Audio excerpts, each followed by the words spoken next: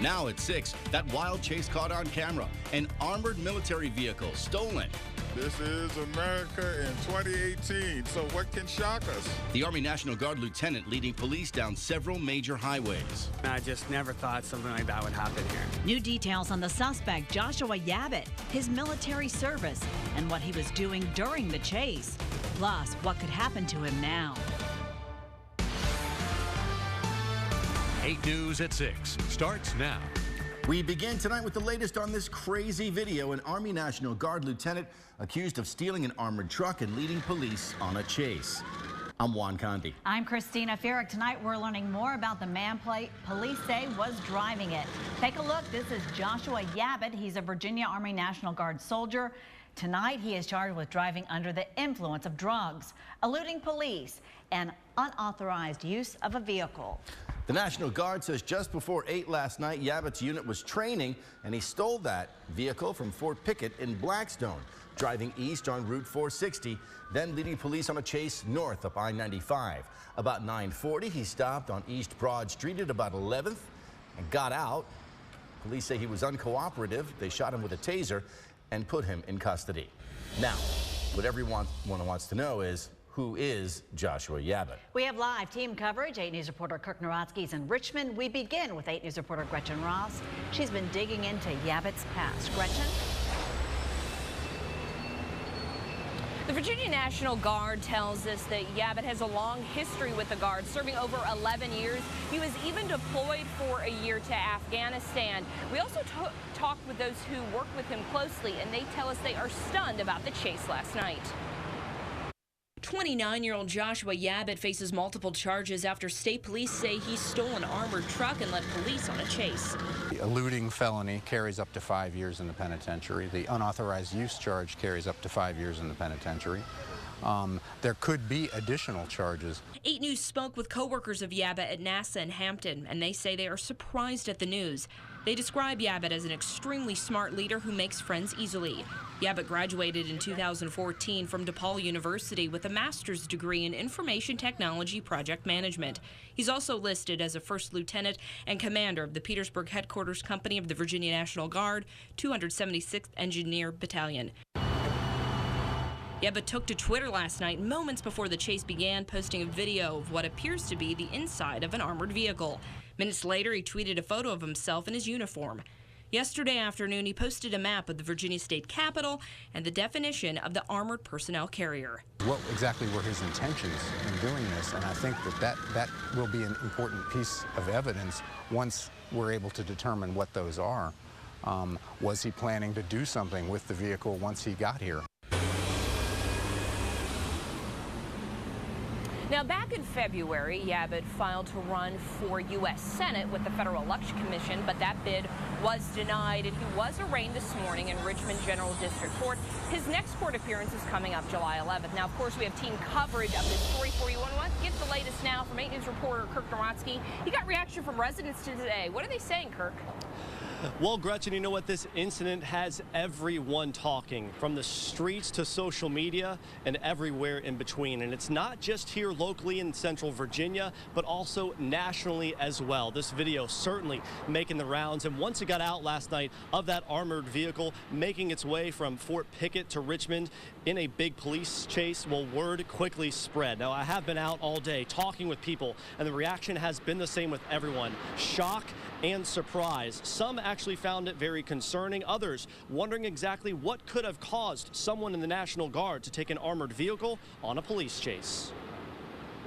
I mean, I've lived in Richmond my whole life, and I just never thought something like that would happen here. It was just so obscure and random, and then seeing it parked there in the middle of the median when he got tased was just so interesting and fascinating to me.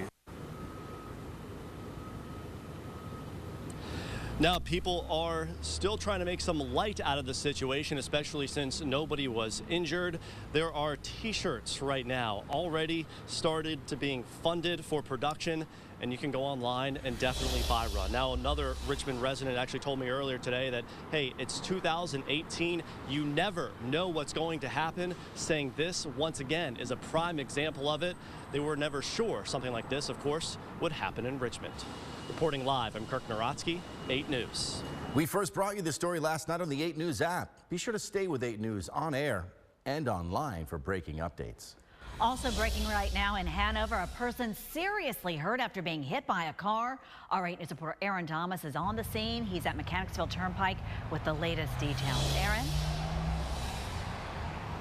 Christina, it was this part of Mechanicsville Turnpike behind me where investigators spent most of the afternoon trying to piece together this incident that sent somebody to the hospital. Well, they did block off the roadway, but fortunately things have cleared just in time for the evening commute. So we saw several investigators on scene.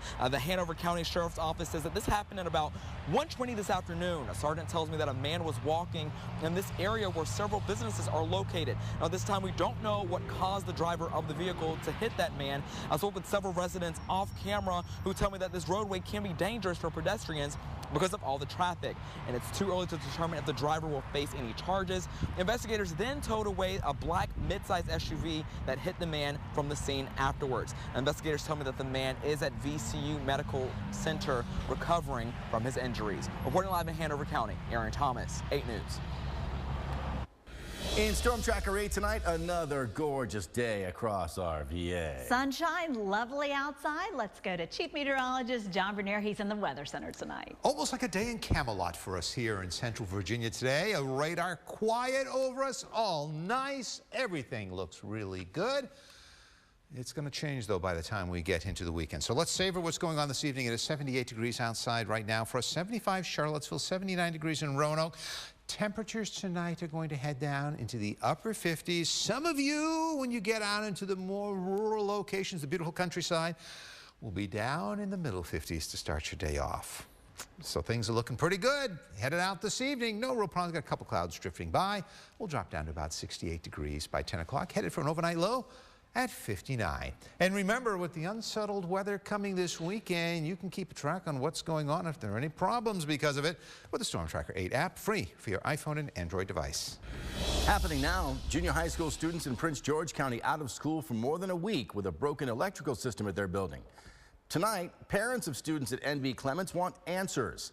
8 News reporter Amy Simpson was in Prince George today. Tonight, she's here in the studio. Amy, what have you learned? Juan, still more questions tonight than answers from Prince George County Public Schools. I spoke to Superintendent Renee Williams by phone today. She declined an interview, but here's what she did tell me. Williams says engineers were in the school today working. There's still no update to the timing for getting this electrical system fixed. She could not say if students or teachers will have any more school days this year. When I asked if teachers are still getting paid for these days, she told me teachers have been given space at the high school to continue working. I also spoke to a mom of an 8th grader today. She's frustrated by the lack of official communication. Just let us know, okay, if the school's over, that's fine, but let us know that. Don't send text messages to our kids through their teachers saying, turn in your textbooks, and you haven't even told the parents that there's no more school. I'm told there are about 935 students at NB Clements. Today is the 7th school day missed. When I asked about how these missed instructional days could impact graduation requirements, the superintendent told me they are still waiting to hear back from the Board of Education. As soon as we learn more, we'll bring it to you here and on WRIC.com. Christina. Thanks, Amy. The latest now on Emma Grace Kennedy, the 7-month-old kidnapped earlier this week in Danville. The deputy who saved her is speaking out. A tip led the Randolph County Sheriff's Office to Emma and her father, Carl Kennedy. Deputy Jim Barnes found Emma and made sure that she was safe. He says cases like this are why he does his job. It's just a great sigh of relief whenever you can get a little girl back to safety and make sure that she's safe and sound. It's the best joy. That's why you do this kind of work. Carl Kennedy will be brought back to Danville, where he will be charged. Stay with us for updates. To the latest now on the search for this emotional support dog. Richmond police were investigating as it was stolen from a backyard in the Fan. Our 8 News anchor Amy Lacey has new details. Amy? Christina, Juan, Dumpy is back home tonight, and we have photos from the happy reunion. After our story aired at 6 last night, tips came in, and Dumpy was eventually located at Deep Run Park, about 12 miles from where he went missing. The pit bull offers emotional support to Jesse Swaney, who's in treatment for stage 3 breast cancer. On Monday afternoon, Swaney says a construction worker saw a man snatch the dog from a fenced-in backyard. She believes Dumpy was targeted because of his breed. He's a very exotic looking pit bull, and unfortunately Richmond's a big city for, you know, fighting, and that's exactly, you know, the type of situation where these dogs get into. The group Ring Dong Rescue, which saved Dumpy initially, says the dog is being treated for dehydration and a mild sunburn, but they are so thankful for his happy ending with Swaney. Back to you. We have new details in the murder of Chesterfield father Nick Clavier. The ATF is now offering a $5,000 reward for information. In October of 2015, Clavier was driving with his kids in an SUV when a bullet hit him in the head and killed him. Police originally said it was an accident, but recently reclassified it as a homicide. Firefighters burn a home filled with asbestos, putting themselves at risk. Tonight, we know why. We've learned, I should say, the fire captain knew about that danger. Plus, scammers on the line, a local scam targeting you. What to look out for the next time you answer the phone. John? And almost a picture-perfect June day for us, with temperatures reaching 80 degrees after the morning low of 62. Now, no rainfall today, still well ahead for the year. We're going to add to this rainfall number over the weekend in many spots. We'll talk about it coming up next. Where the weather's at its worst depends on Storm Tracker 8. 8 News is your local election headquarters, and before Richmond voters head out to vote next Tuesday in the primaries, there are parking restrictions that you need to know about. From 5 a.m. until 10 p.m. on Tuesday, restrictions will be heavy around the main library, around 10th and 9th and 10th Streets, Marshall Street and Gray Street. Also look for no parking signs on Palmyra Avenue, Main Street, North Cherry, and others. Those are all close to polling locations. Polls are open on Tuesday from 7 a.m. until 7 p.m. New tonight, the Richmond Sheriff's Office is warning about a jury duty scam. The scammer will call and say he's Captain Roland, a deputy sheriff. He says you owe a fine for failing to appear for jury duty and asks you to come to a certain address to pay it. But there is no Captain Roland at the Sheriff's Office. If you do get a call like this, report it. A Virginia school board's transgender bathroom ban is one step away from being reviewed by a federal court. A U.S. District Court judge granted the Gloucester County School Board's request. They're asking the court to resolve whether the ban is discriminatory. Former student Gavin Grimm, who is transgender, says that his rights were violated when he could not use the boys' bathroom. The board said it was protecting student privacy. Virginia beaches under a swim advisory, but it's not for those rough waves. The danger lurking under the water. John? All right, our weather this weekend could be unsettled. It's going to be the result of all this severe weather that's expected tonight in the upper Midwest and again tomorrow. The remains of that's going to come our way, bring us some thunderstorms over Saturday and especially Sunday. The details are coming up next. An 8-foot alligator roaming Florida catches residents by surprise. It was in the front yards of homes before wildlife trappers arrived. One neighbor almost opened her front door to it. That tied-up gator made a last-ditch effort to get away, headbutting one of the wildlife trappers right there. The gator knocked him right to the ground. New at 6, Virginia Beach firefighters say the city knowingly burned a home filled with asbestos for a training exercise. Yeah, asbestos is a dangerous mineral that is a carcinogen. It causes cancer. The Professional Firefighters Group has filed state and federal complaints. It says Virginia Beach put the firefighters and the public in danger. We're told the fire captain knew about asbestos possibly being in the house before this burn, but it was never tested. And that home was burned anyway. We had too many people handling the paperwork. One thought one had done it, one thought it wasn't needed, so it just was missed. It won't happen again. The APA requires any asbestos to be removed before a controlled burn like this one. City leaders say the asbestos exposure to the public and the firefighters was minimal. Not a single woman made the Forbes list of the world's highest paid athletes. All 100 listed are men. It's the first time in 8 years that's happened. Boxer Floyd Mayweather reclaimed the top spot. He earned $285 million over the past year. Soccer players Lionel Messi and Cristiano Ronaldo were numbers 2 and 3. Happening now, Virginia beaches are under a swimming advisory. Water tests have revealed high levels of bacteria at several popular spots. The water in those spots will continue to be tested. Signs will be removed when bacteria levels are back to safe. The bacteria does not cause illness necessarily, but does indicate the presence of other disease-causing organisms in this case. The most accurate forecast in Central Virginia. Now, your Storm Tracker 8 weather. And a very pleasant Wednesday evening to all of you as temperatures are dropping already into the middle 70s for many of us. Fredericksburg, Ashland checking in at 76 degrees. We're 78 right here in the city, 76 degrees in Petersburg, and 74 degrees over in Blackstone right now. Our live radar all quiet. A nice little break from the rain. That break's not going to last all that long. It's going to come to an end as we head into the weekend. On the satellite photos, just a few fair weather clouds. What's left of them starting to skedaddle away from us. Still some cloudiness hanging off to the north of us, but even that's starting to dissipate. Starting to watch, though, repeat bouts of strong thunderstorms coming out of the upper Midwest. And this is going to drive some energy towards us and eventually a cold front, setting up us for showers and thunderstorms over the weekend. And I don't think it's this cluster of big storms. And there are some big problems up here across Iowa, over in Nebraska, where they got some tornado warnings right now. I think maybe a cluster coming down that forms tomorrow could possibly generate a storm in a few spots early Friday evening. So let's go into the weather maps and tell you about what's going to be headed in your direction here. Tonight, we're dropping nicely into the mid to upper 50s over us here. About 58 or 59 degrees here in the city, 54 degrees, one of the coolest spots in Louisiana, some mid-50s off to our north and northwest. The weather map starts tonight. Hey, no problems. We got the fair skies over us here, maybe a little bit of haze in a couple of spots early tomorrow morning. And then as we go through the day tomorrow, you're going to wake up. It's nice and sunny over us. It's a very pleasant day outside. Temperatures again around 80 degrees. A little milder tomorrow night into your Friday morning. We will wake up Friday morning with sunshine. And oh, Friday's going to turn into a hot day for us here because we'll have sunshine, winds out of the south, humidity's on the climb.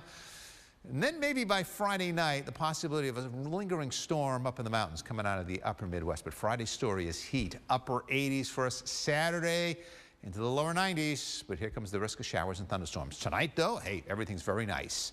Clearing skies, drop down to 59 degrees. We've got sunshine, maybe a cloud or two in the afternoon, up to 80 tomorrow once again. And then you see the heat turning on as we head into Friday. Thunderstorms mainly to the north of us on Saturday, 91 degrees. Then the front drops in here, showers and storms. That's going to bring the temperatures down to 82 on Sunday, maybe only 77 on Monday before things turn a little quiet for the early part of next week. Thanks, John. Coming up in sports, the VHSL state semifinals are set to begin across Virginia, right here in Richmond's West End. There will be many great stories on display this weekend. We feature one of them after the break. Stick around. 8 Sports is next. 8 Sports is sponsored by the Haley Automotive Group. Hey guys, Natalie Calbat here with sports. Students are locked into final exams across the Richmond area, and some local schools are still passing through their final state tournaments with flying colors. This weekend, the VHSL state semifinals get started in the West End, where Chip Briere caught up with one of the stories we will be seeing on the field. Senior Ben Lynch of Mills Godwin High School has waited a long time for his moment after tearing his ACL. That happened a year and a couple months ago on that field over there. I just took one step to change directions and it went. Forced to watch the Eagles boys soccer team lose in the Class 5 state championship in penalties last year. Having such a successful year that year, making it to state finals, it was amazing, but it was bittersweet because I wish I could have been there. This year, he's back with a chance to lead the Eagles to a Class 5 state title. The first time I've seen Ben play competitively in a long time, and I looked at my assistant coaches and I said, you know what, I forgot how good he was. Scoring 2 goals last weekend, including the game winner, putting Godwin back in the state semifinal. I knew in big games he was going to step up and be someone we could count on. We're on 7-8 game winning streak right now. I think we have a lot of momentum. Ben Lynch is one of many great stories the Richmond area will get to see showcased in the West End this weekend. 8 Sports will have you covered across all levels of VHSL state championships starting Friday on air, online, and on social media. At Mills Godwin High School, I'm Chip Briere. Good stuff, Chip. Thank you. As the 2018 season approaches, Washington Redskins continue to prove that they are a team that's not only making noise, but has potential to return to the postseason. And of course, with the arrival of 3-time Pro Bowler Alex Smith, that will help put the Redskins in the playoff conversation. As a seasoned veteran, Smith has reached the playoffs in 6 of the last 7 seasons, both with the 49ers and the Chiefs. With Smith's experience and success, it is expected that not only he continues to perform at that level, but also pass it along to the younger guys. Rookies like Richmond grad Garrett Hudson, who is still learning the offensive line after only signing with the Redskins last week. This morning at practice, head coach Jay Gruden talked about how critical it is for the veterans to mentor the rookies at this time.